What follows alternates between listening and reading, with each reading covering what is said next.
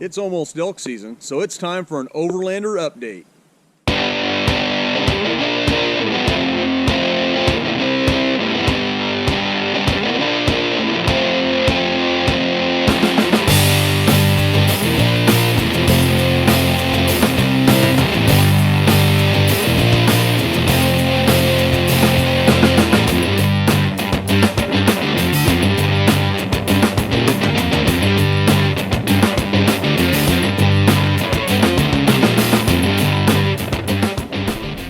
Hi everybody, Chris Henderson here from Northern Tribe Outdoors, and been doing some little projects on the Overlander.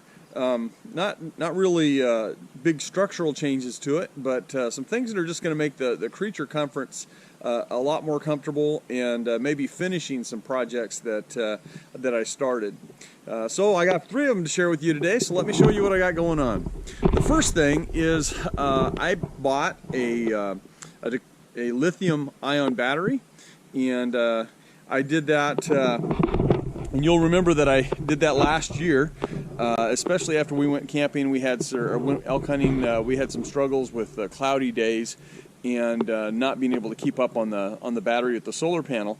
So I got a much better 100 amp hour lithium-ion battery, and what I needed to do, you can't keep a lithium-ion battery under your hood because the temperatures are too extreme for it. The lithium-ion battery is kind of like the temperatures that you have inside the car, so that's going to make them last the best. So I needed to create a battery box for it. The other thing I noticed about lithium-ion batteries is that they have a voltage. Instead of like a regular kind of lead-acid battery, you would have a drop in voltage over time, so that tells you your battery's getting discharged. With lithium-ion, they kind of pretty much stay at the same voltage until the very end, and then they drop off. Well, that's not very useful for us if our battery's suddenly dropping off and we don't know it. So I needed to add something, and I added a here's what I added. I added a Vitron battery monitor system, and so I picked that up and put it in here, and I put the whole battery in a big toolbox. It's a Craftsman toolbox, 23-inch. Got it from Home Depot, and here's how I've added it in. I've got my Battleborn battery in here, and this is part of the apparatus for the battery monitor, and it all fits in here really nice. I have a Anderson plug, which I can pull out and then plug in to power however I want to do that. In addition, when I disconnect my AMG battery off that's underneath the hood, because I do have a second battery underneath there so that I'll be able to start my car in emergency. Also, it can run things for short term. What I do is I plug this guy in, because I have all my wiring hooked up to poles that go on that AMG battery. So what I do now is I'll plug this in to my battery box, and then plug my just put my contacts onto here and put it under the hood. It's maybe not the most efficient way to go, but it works, and that's what I like about it. Pretty simple too, and that fits nice here in the box. So now I've got a 100 amp hour battery. I've got it in a nice box, and I've got a battery monitor on there that I can tell how much amp hours are actually on the battery versus just the voltage that the battery is giving off, and that's going to be a lot more effective for us. In addition, as it sits, it's not just sitting outside, so it's sitting, in a weather protected box for the most part, and it's not perfect, can't submerge it underwater or something, but for what we do, it's perfect. Keep the rain off of it if we encounter rain. So that's the first thing we've done. The second thing we did was we improved the composting toilet. Last year we did a bucket system, and as a composting toilet, it was fairly cheap, but the thing that I wanted to do was more of a kind of a proof of concept to see if this is the way we wanted to go. It's one thing to take a shovel out and sit by a tree, but when you're out there for 2 weeks elk hunting, you know what? You get tired of that real quick. And so some creature comforts are in order. In addition, when I'm camping with the wife and we're at different campgrounds, we don't always want to use, in the age of COVID, you don't necessarily want to use the vault toilet or whatever might be there.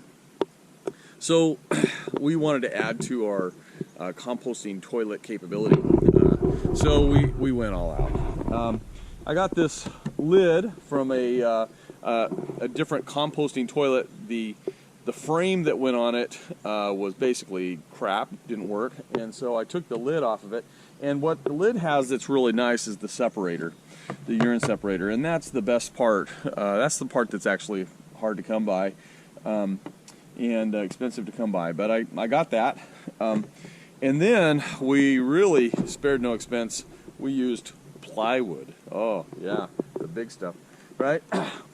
So you lift this up, it's on some nice hinges, and you got a bucket for the solids that your bag goes into and your wood chips goes into, and then another thing for the liquids, which you just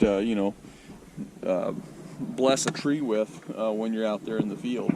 And on the back of it, I've got some ventilation holes with screens so that the flies and the bugs can't get in. And you might notice that the size of this thing is fairly large, and that's okay with me.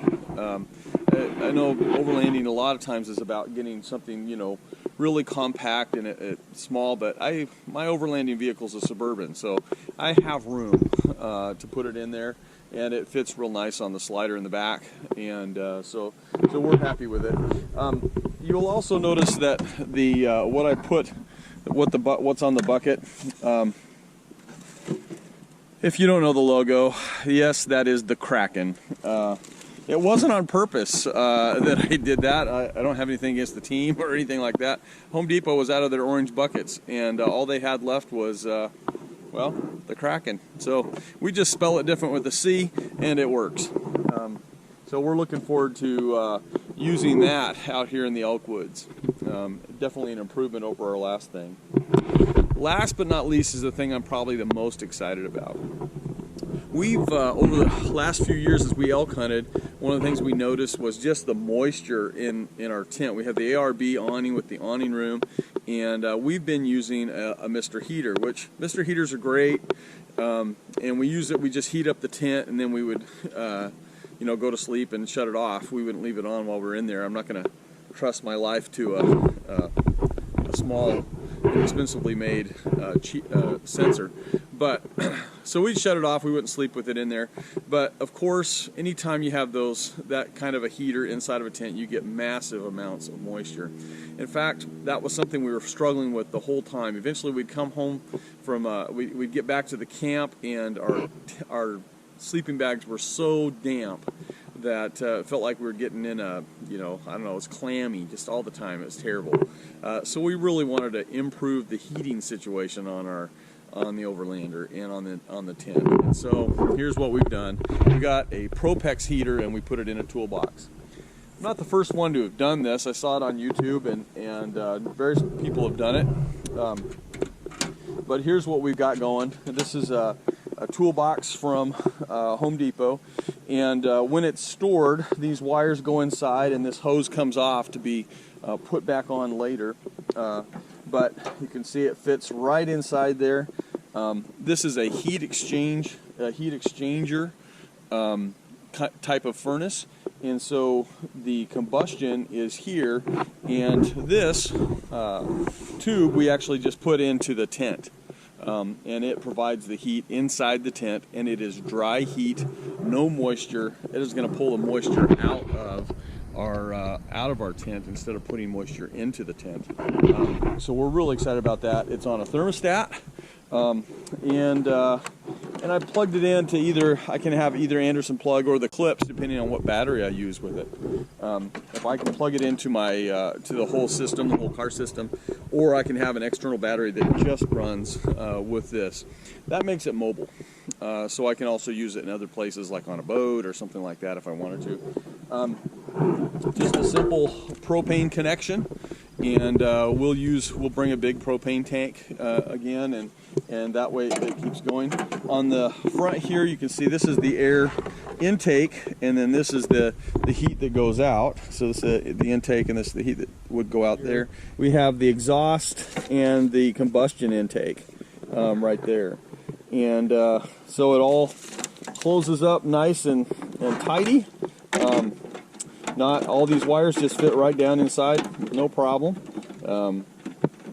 Probably do it a little more neatly if I'm not making a video and I have two hands, but they do fit in there.